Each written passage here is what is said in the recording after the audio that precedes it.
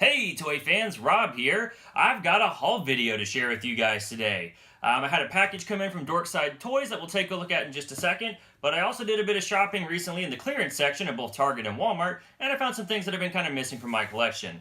The first thing I got was I finally picked up the Tombstone Marvel Legends figure. I'm a big fan of Tombstone from the 90s Spider-Man animated series. Haven't read so many comic books that actually feature the character, and I do wish that this guy would have come in a different looking attire. But still excited to have another classic Spider-Man villain added to my collection, and I believe he was only $7 or $8, so pretty happy to get that guy added to my Spider-Man's Rogues gallery. Also, today when I was out at Walmart, I found this really beat-up Dorbz X-Men Beast in the Blackbird jet. Now, I don't typically collect Dorbz or Funko Pops or really anything that Funko puts out with any sort of regularity. But I really like Beast. He's one of my favorite X-Men. He's up there with Colossus for me and the Juggernaut. And I love that he comes in the Blackbird. And he just looks so happy. So I'm going to see if I can get this open really fast. And we'll just kind of take a quick look at it. Let's see here.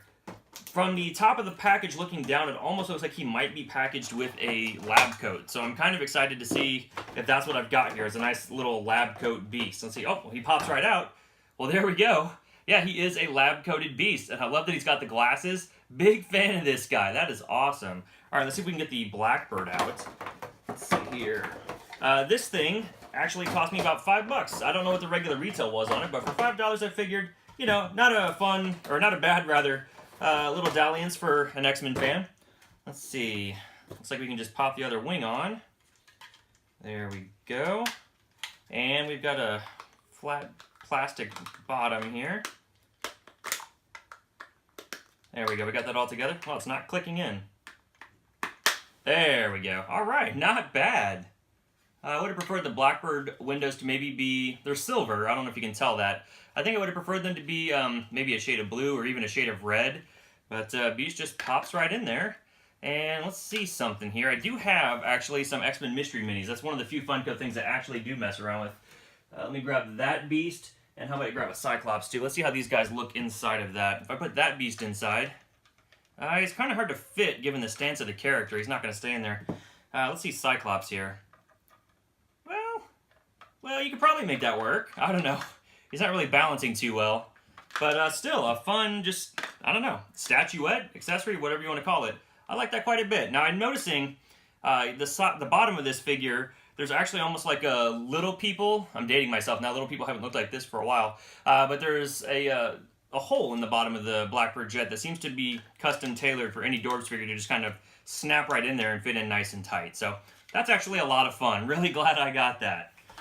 Okay, so let's take a look at this big package. I'm a fan of X-Men, as you guys know, if you've been following my channel. And of course, we had our first wave of X-Men themed Marvel Legends drop, even though they called it a Deadpool wave.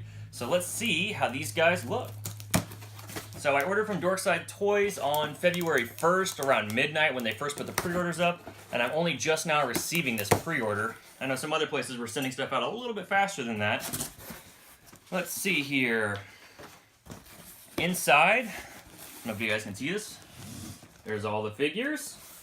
So let's go ahead and pull them out one by one and see how they look. The first one we have here is Deathlok. This guy comes with a lot of accessories and a pretty nice paint job on this guy. Alright, well there's Deathlok. The only Deathlok I've really read is an Uncanny X-Force. I mean, I guess I had a couple of comics from the 90s, but not enough to really get a handle on who he was until much more recently. And here we go.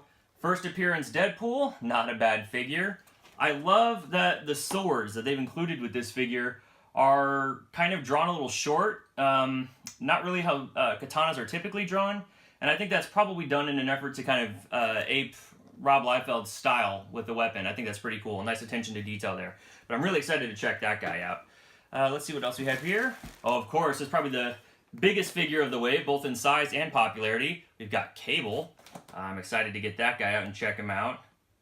Lots of great sculpted detail and even some paint wash on there that I wasn't expecting. Looks like a bit of a home run for Hasbro. I'm excited to see that one too. Next we have, of course, the X-23 figure. This is the second Marvel Legends X-23 we ever received. And it looks better than Toy Biz's effort, I'll give him that. But it's on that young girl body, which I don't know about you guys, but all of my young girl Marvel Legends figures tend to get really loose in the hip joints and have trouble standing. I'm hoping I don't have that same problem with Laura here. And it looks like she might even be reusing the Ultimate Spider-Woman hair. So let's see what else we have here. And the peg warmer, Guardian. I'll be honest, I didn't read Thunderbolts when Guardian was a member of the team. I have zero connection or affinity for this guy. So this will be one that basically comes out of the box and ends up in my figure fodder box. So anyway, at least got to get him to finish Sasquatch, I suppose. Then we have X-Force Deadpool. Now, I was lucky enough to get my hands on the HasCon exclusive, thanks to Tommy. But I'm curious to check this guy out and see how different he is. It looks like his neckband is actually damaged. That's unfortunate. I don't know if that's coming along or coming across on the screen, but it's definitely got a split in it, so I may not even be keeping that on the figure, unfortunately. But otherwise, paint apps seem to be okay. Alright, and let's see what the last figure is. If you've been keeping track, it's of course Domino. Oh, this figure's got a damaged box. Keep that in mind if you order from Dorkside Toys. Yeah, it's opened here on the bottom, and could be better. But there she is with her purple blasters and her reused Mockingbird body.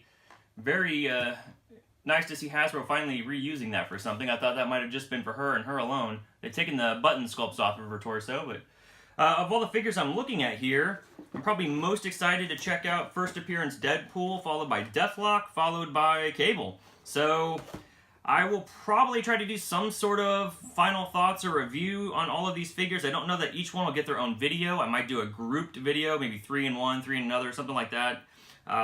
Really haven't decided that yet, but if there's a particular figure you guys want to see me give my opinion on, go ahead and let me know in the comments below. But otherwise, thanks for joining me today.